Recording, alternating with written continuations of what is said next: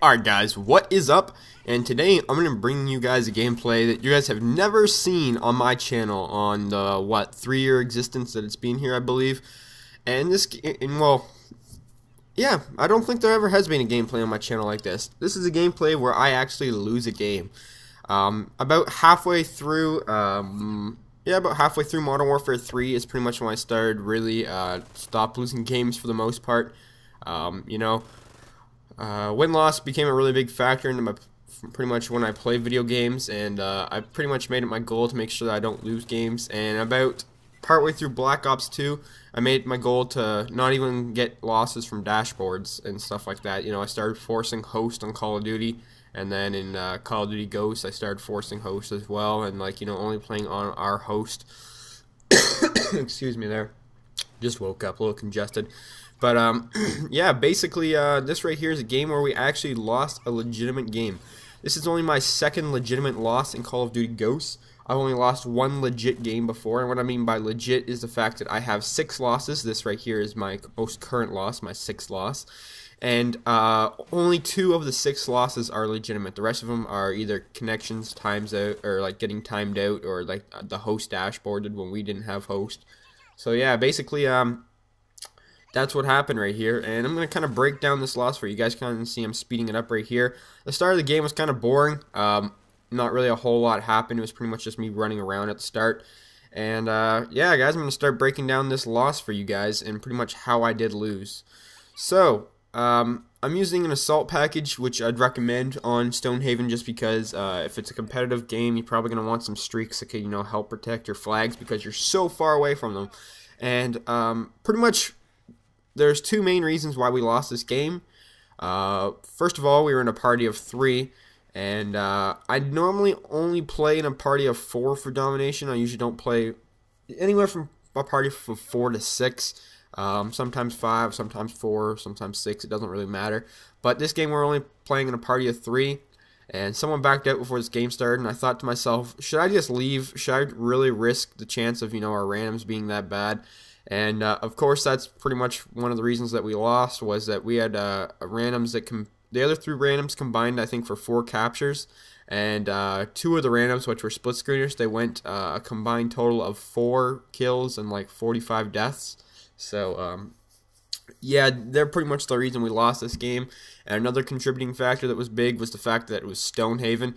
That it seemed like on this map, because we kept fluctuating flags so much, taking them, capturing them, then defending them, and then losing them, and then capturing them back, was the fact that just me personally, I don't know about my other 2 teammates, because they did pretty good themselves.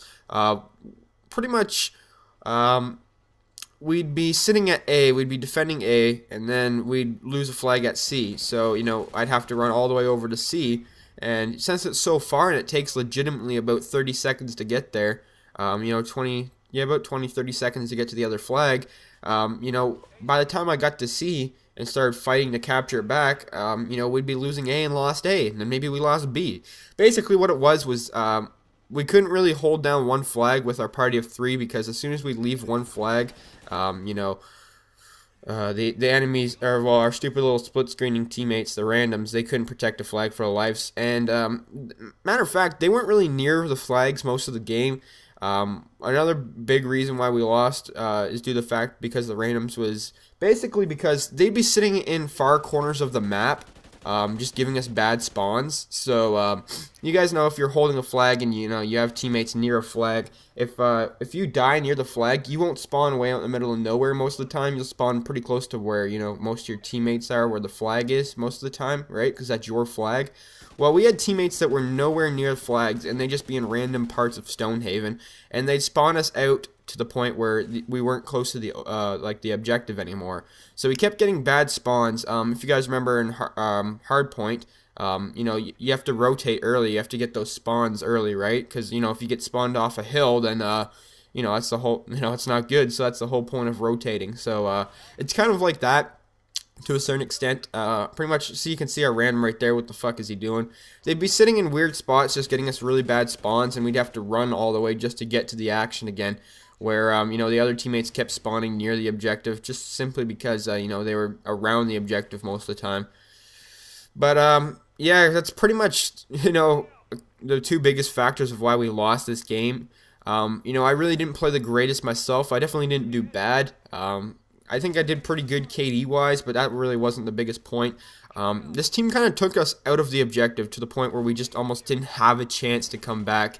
You know, they started pulling away around this time simply because they started getting organized, and we never got organized throughout the game. And you know, we were all me and my two other teammates that were in my party. We were just scrambling from flag to flag. What we should have done is we should have said, all right, you know, Oko, you stay at B. Chris, which is me, I'll stay at C, and Drake, you stay at A. All right. And if you die, you know, we'll figure something out from there. But just camp the flag basically. And we never really got to something like that because we were so scrambled the whole time. And then when we did die, you know, we get that stupid random spawn. Like, let's see where I spawn. I spawned near B. That spawn wasn't too bad. But if you guys watch this game, I'll usually spawn pretty much wherever those two split screeners are. They're named Pimp, and I guess they're real pimps for sure. You know, they're too busy pimping it up to, you know, do good at Call of Duty. But yeah, this game right here is also just a proof to people that I do not dashboard. I always get people in pregame lobbies and stuff saying that I'm a dashboarder and that, you know, I don't play, you know, if I ever just lose a game, I'll just quit and my stats are fake.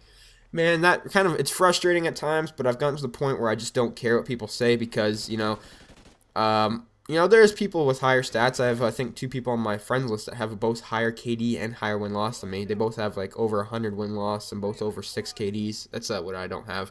But, you know, it's come to the point where I just really don't care what people have to say because they're just not used to seeing something so high, and that, you know, the first thing they automatically think is a hacker. And I'm sure back in the day when I thought my stats were high with my 3 KD and my 4 win-loss, I'm sure if I saw a KD and win-loss like that, I probably would have thought this guy's either a cheater, he's hacking, he, you know, boosts, something like that. So to a certain extent, I don't blame people when they see my stats like that, but, you know, it gets kind of frustrating at times, especially when most of the time I just say, nah, dude, I just play my full party on my host, and, you know, I kind of play slow paced, you know, I keep my KD up, and they say, no, you're a fucking hacker. All right, then.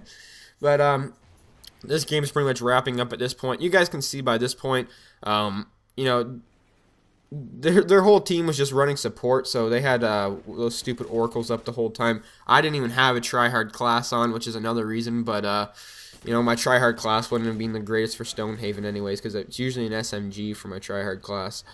But, yeah, basically around this point in the game, we realized, you know, it's over for sure. So, this is pretty much wrapping up the game, guys. There wasn't really a whole lot to break down because the mistakes were really simple. But anyways, here's the final score. Hope you guys enjoyed this loss of me losing. Thanks for watching. Peace.